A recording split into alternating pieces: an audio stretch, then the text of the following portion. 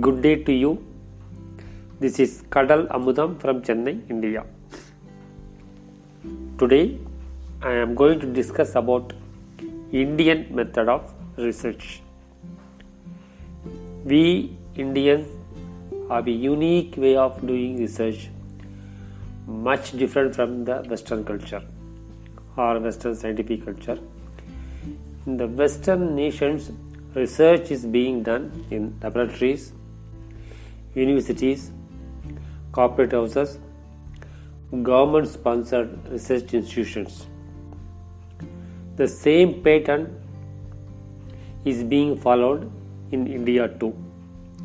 But traditionally, we Indians have our own method of doing research and then finding out many new inventions. Let us see what is that method.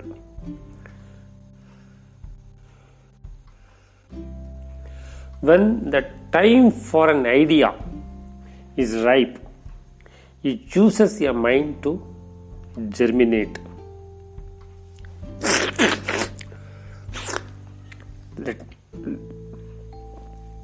Let me repeat. When the time for an idea is ripe, it chooses a mind to germinate. This is the fundamental basic principle of Indian method of research. Generally, we believe that the idea belongs to the person who has exposed it. But in India, we think differently. The idea belongs to the society or belongs to the world. But the idea chooses a mind for implementation. So this is the fundamental basic difference of Indian way of research. So Indians do not take ownership for the idea. Indian researchers give it to the world. The concept of patenting is Western, but the concept of giving to society is Indian.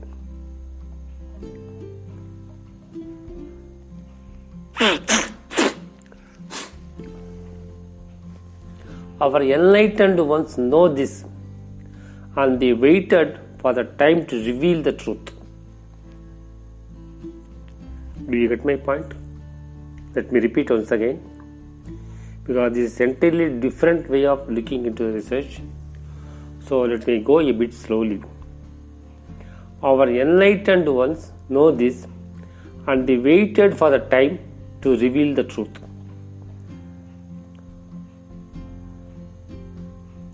For example, the time is not yet ripe for the vaccine for COVID-19. So, the vaccine of appropriate quality will come to the world when the world is ready to receive that. So, the time is not ripe. Whatever effort you put, it will not be fruitful. That is what is happening in the recent month. Somebody is announcing a vaccine, somebody else is opposing it. There are so many confusions in implementing the vaccine.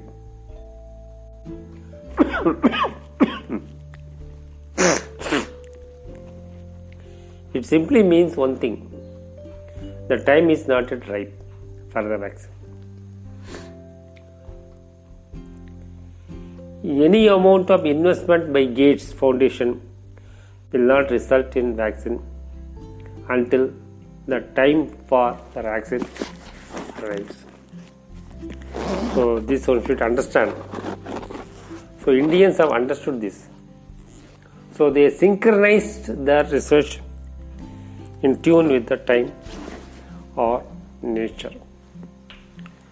So this is, we don't just simply keep on putting effort so that we will get the result. See, the Western way of researching is, it's like this. Let us assume we have to find water in the ground. The Westerners either keep on drilling at one point, keep deep, so that they work till they find water. Alternatively, they keep drilling at many places so that somewhere or sometime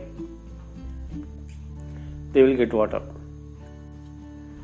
But Indian mystics or the enlightened ones know where, at what time they have to harvest the water.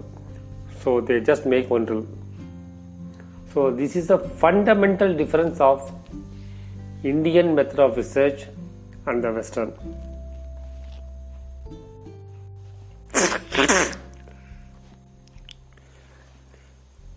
The enlightened ones knew the past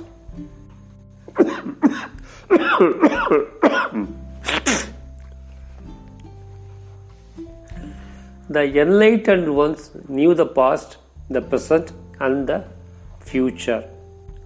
So they aligned their work in tune with the nature. They lived in sync with the time, doing the duty assigned to them, and wait for the right opportunity, right time. You may be aware, Ashtamaha Siddhis. This is 8 powers of spirituality. So whatever I am going to share here is only for information and not to be pursued. So take in mind, don't try to go behind these siddhis or something like that. There are many people doing it and wasting their time and energy. It will not come to them. The people who deserve it will get it. People don't deserve it. Whatever may be the amount of effort and energy or money they are spending, they will never get it. So prepare yourself if you want to get those things. The preparation is not very difficult one. As I already said, keep doing your duty. As Gita says, that will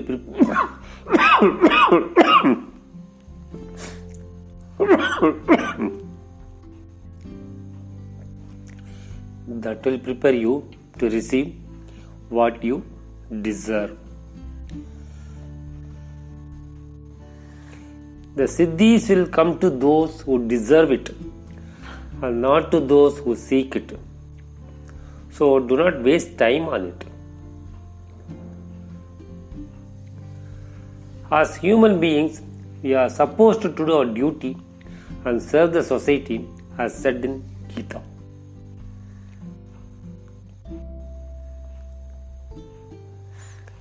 Let us just discuss 2 of them, what's required for research and finding the truth.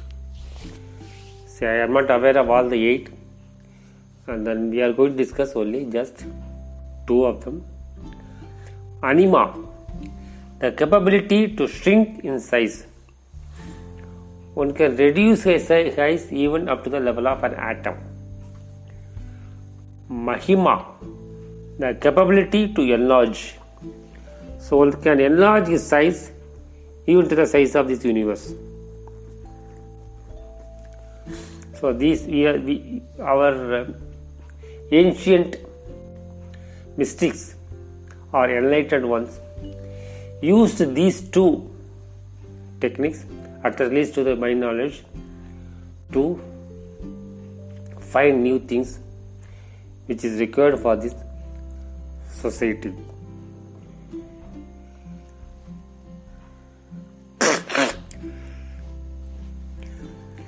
Anima was practiced by Dr. Annie Besant. She shrunk herself to the size of an atom and studied its behavior, and she has recorded it in a book. She even reduced the speed of rotation of the electrons and observed their behaviors. She has recorded her findings in a book, and the book is available with me. Let me give some screenshots. The name of the book is Occult Chemistry. Investigations by clairvoyant magnification into the structure of the atoms of the periodic table and some compounds. So she has observed, and the book is written by C.W. Leadbeater and Annie Besant.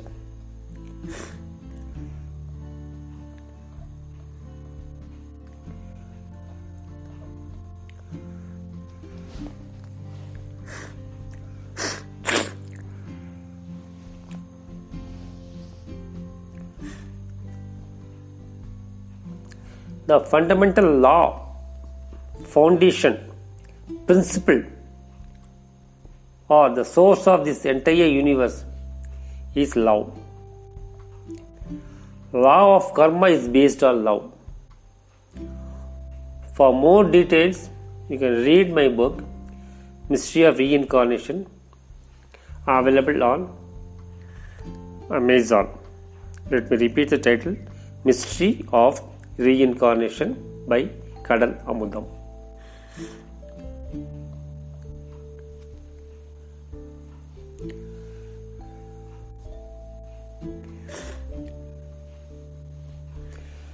When the time is ripe for an idea to germinate, it chooses a mind. In the next few minutes, we are going to see a whole book being revealed.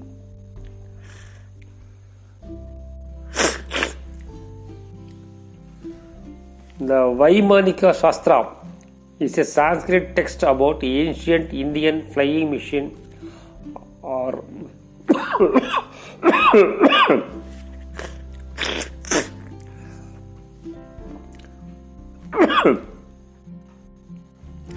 The Vaimanika Shastra is a Sanskrit text book about ancient Indian flying machines or Vimanas.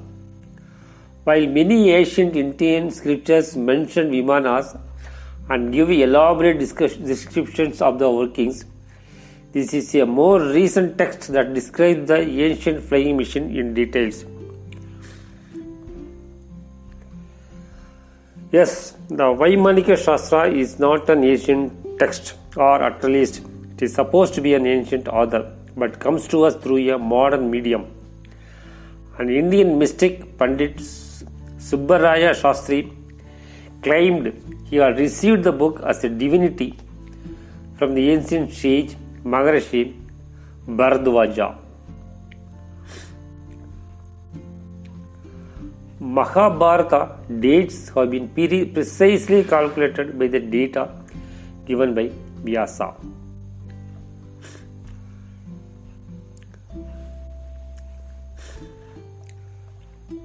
Sage Vyasa might have expanded himself to the size of the solar system and observed the planetary positions. Let us see how Siddha Ayurveda medicines were found. This is from my personal experience with a sannyasi.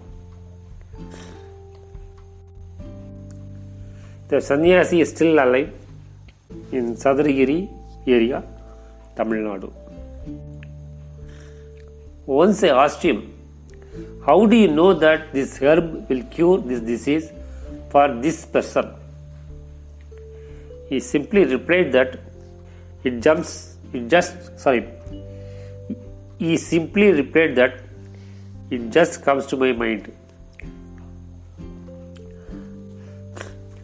Just by touching the body, he identifies the cause of the illness. No idea how he does it. I have seen him doing this many a time to many people, including me too. He touched my knees and said, "The right knee is injured few days back and the left few years ago." What he said about the right knee is correct. There is a Sikha doctor in my village. She once said, "I get many understandings during my meditation."